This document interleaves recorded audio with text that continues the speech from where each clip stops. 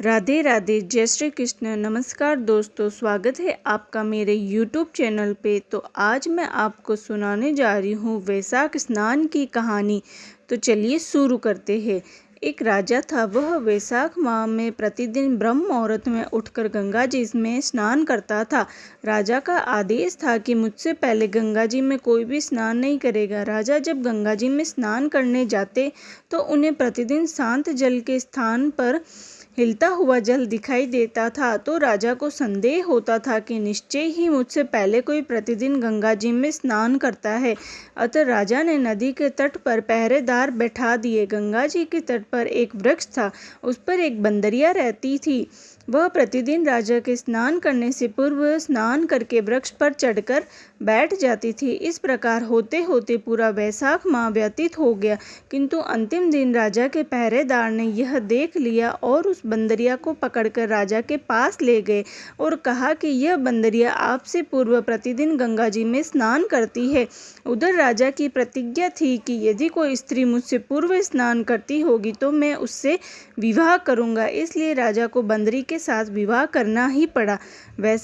वैशाख स्नान के पुण्य से बंदरी के गर्भ ठहर गया। 9 मास पूर्ण होने पर बंदरी ने राजा से पूछा कि शिशु जन्म के समय मुझे क्या करना चाहिए। तब राजा ने महल में एक घंटी लगवा दी और बंदरी से कहा कि जब तुम्हें दर्द हो तो इसे बजा देना, मैं संपूर्ण प्रबंध कर दूंगा। राजा की अन्य रानियां भी थी जिसके कोई संतान नहीं थी, अतः बंदरी को गर्भ है यह समाचार जानकर रानियां मन ही मन उनसे ईर्ष्या करने लगी और भावी संतान का नाश करने हेतु विभिन्न योजनाएं बनाने लगी। घंटी लगी देखकर एक रानी ने बंदरी से इसका कारण पूछा। बंदरी ने संपूर्ण वृतांत बता दिया।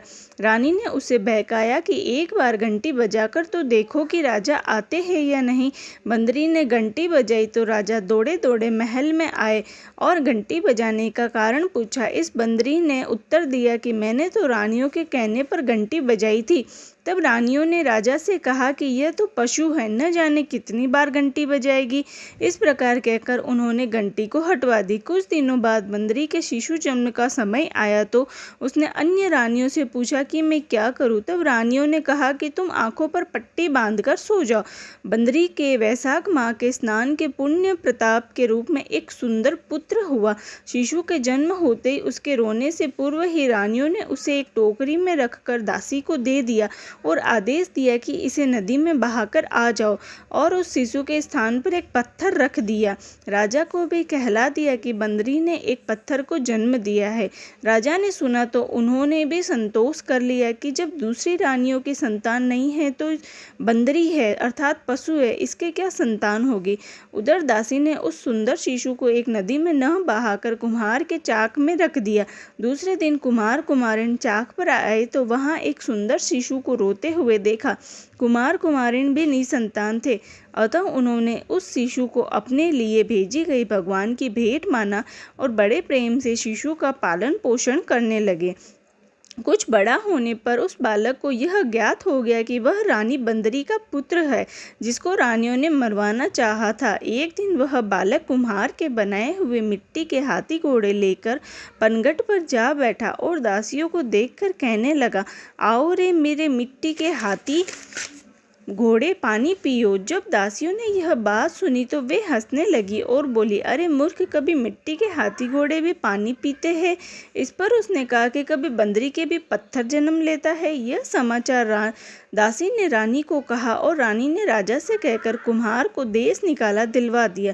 कुम्हार वन में रहने लगा। तत्पश्चात जब अगले वर्ष चैत माह में गणगौर के पूजन का दिन आया तो वह बंदरी का पुत्र घड़े में पानी भरकर बगीचे के बाहर बैठ गया। उधर राजा की ओर साहूकार की पुत्रियां गणगौर बनाने के लिए मिट्टी लेने के लिए आई तथा बगीचे में खेलने और झूला झूलने लगी। कुछ समय बाद प्यास लगी, तब उन्होंने उस बंदरी के पुत्र से जल पिलाने के लिए कहा तो उस युवक ने उत्तर दिया कि मेरे चारों ओर फेरे लगाती जाओ, तब मैं तुम्हें जल पिलाऊंगा। इस पर पहले तो कन्याओं ने मना किया, फिर प्यास तीव्र होने के कारण मान गई। उसके चारों ओर फेरे लगाने लगी। फेरे देने के कारण सारी लड़कियां उसके साथ ब्याह गई। फिर वो घर आ गई। 4-6 महीने निकले, किसी के सावे नहीं निकले, कोई देखने ही नहीं आया। सभी कहने लगे कि ऐसा क्यों हुआ कि कोई देखने नहीं आता और सावा नहीं निकलता। माँ बाप को चिंता हो रही थी। वहाँ एक बुढ़िया रहती थी। उनमें से एक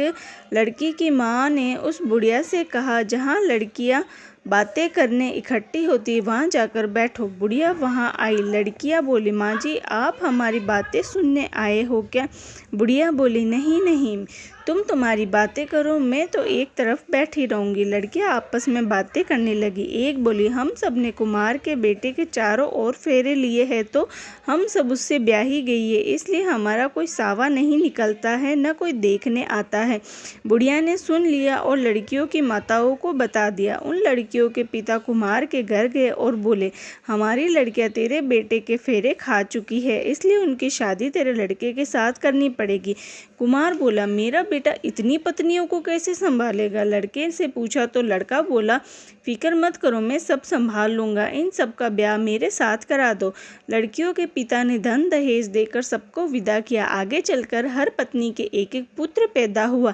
एक दिन बंदरी के बेटे ने कहा, चलो राजा के यहाँ चलते। सब पत्नियों को तैयार करके राजा को समाचार करवाए कि हम सब आपसे मिलने आ रहे हैं। सब जने राजमहल पहुँचे। कुमार के लड़के ने पहले ही सब पत्नियों को कह रखा था कि वहाँ एक बंदरिया बैठी मिलेगी, उसके सबको पैर लगना है। सबने कुमार के कहे अनुसार किया। दूसरी रानियों से बोली भी नहीं, पैर भी नहीं लगी। रानियों को क्रोध आया और कहने लगे, कुमार के बेटे की मस्करी गई नहीं है। उसकी औरतें बंदरिया के पैर लगी और हमारे नहीं लगी। कुमार के बेटे को बुलाया और पूछा तो वो बोला, देखो राजा जी, मैं इस बानरी का बेटा हूँ। मेरे होते